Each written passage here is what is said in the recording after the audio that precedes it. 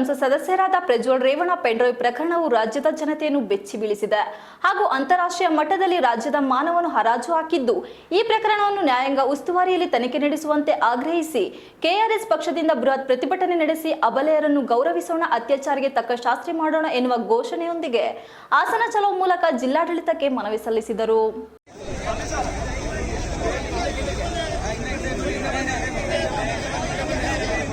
ಕರ್ನಾಟಕ ರಾಷ್ಟ್ರ ಸಮಿತಿ ಪಕ್ಷಕ್ಕೆ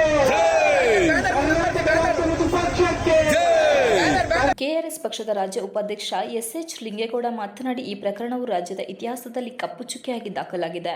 ನೂರಾರು ಮಹಿಳೆಯರನ್ನು ದಬ್ಬಾಳಿಕೆ ಮತ್ತು ಅಧಿಕಾರ ದುರ್ಬಳಕೆಯ ಮೂಲಕ ಲೈಂಗಿಕ ದೌರ್ಜನ್ಯ ನಡೆದಿರುವಂತಹ ಇಂತಹ ಪ್ರಕರಣದಲ್ಲಿ ನ್ಯಾಯಯುತ ತನಿಖೆಯಾಗಿ ಅಪರಾಧಿಗಳಿಗೆ ಶಿಕ್ಷೆಯಾಗಬೇಕು ಮತ್ತು ಅದು ಶೀಘ್ರದಲ್ಲಿ ನಡೆಯಬೇಕು.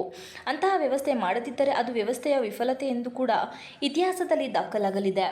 ಮಹಿಳೆಯರಿಗೆ ರಕ್ಷಣೆ ನೀಡಬೇಕಾದವರು ಸೂಕ್ತ ವ್ಯವಸ್ಥೆಯು ಇಲ್ಲದಿರುವಂತಹ ಪರಿಸ್ಥಿತಿಯಲ್ಲಿ ನಾವು ಇದ್ದೇವೆ. ಮಹಿಳೆಯರಿಗೆ, ಅದರಲ್ಲೂ ಸರ್ಕಾರಿ ಅಧಿಕಾರಿಗಳು ದೌರ್ಜನ್ಯಕ್ಕೆ ಒಳಗಾಗಿದ್ದಾರೆ ಮತ್ತು ಅವರು ತಮ್ಮ ರಕ್ಷಿಸಿಕೊಳ್ಳಲು ಸಾಧ್ಯವಿಲ್ಲದಿರುವ ಮತ್ತು ಇದು ನಿರಂತರವಾಗಿ ಕಳೆದ 4-5 ವರ್ಷಗಳಿಂದ ನಡೆದಿದ್ದರೂ ಬೆಳಕಿಗೆ ಬಾರದೆ ಪೊಲೀಸರಿಗೆ ಮತ್ತು ಅಧಿಕಾರಿಗಳಿಗೆ ಈ ವಿಚಾರ ತಿಳಿದಿದ್ದರೂ ಯಾವುದೇ ಕ್ರಮವಾಗದೇ ಇರುವುದು, ಮಹಿಳೆಯರನ್ನು ರಕ್ಷಿಸುವ ಸೂಕ್ತ ವ್ಯವಸ್ಥೆಯು ರಾಜ್ಯದಲ್ಲಿ ಇಲ್ಲದಿರುವುದು ಎದ್ದು ಕಾಣುತ್ತದೆ ಎಂದರು.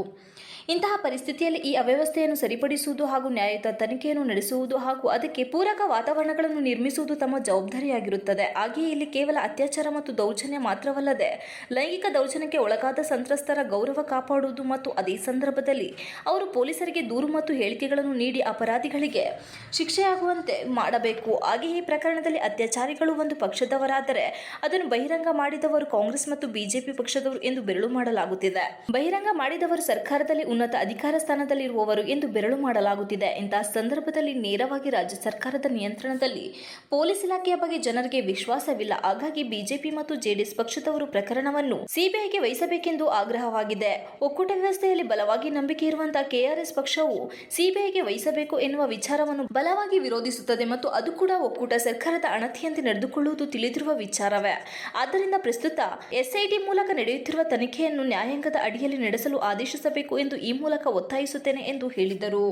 ಪ್ರತಿಭಟನೆಯಲ್ಲಿ ಕೆಆರ್ಎಸ್ ಪಕ್ಷದ ಜಿಲ್ಲಾಧ್ಯಕ್ಷ ಉಮೇಶ್ ಬೆಳಗುಂಬ, ಭುವನಹಳ್ಳಿ ವಿ ರಮೇಶ್, ಜಿಲ್ಲಾ ಪ್ರಧಾನ ಕಾರ್ಯದರ್ಶಿ ಚಿಟ್ಟನಹಳ್ಳಿ ಮಧು, ನಾಸೀರ್ ಇತರರು ಉಪಸ್ಥಿತರಿದ್ದರು.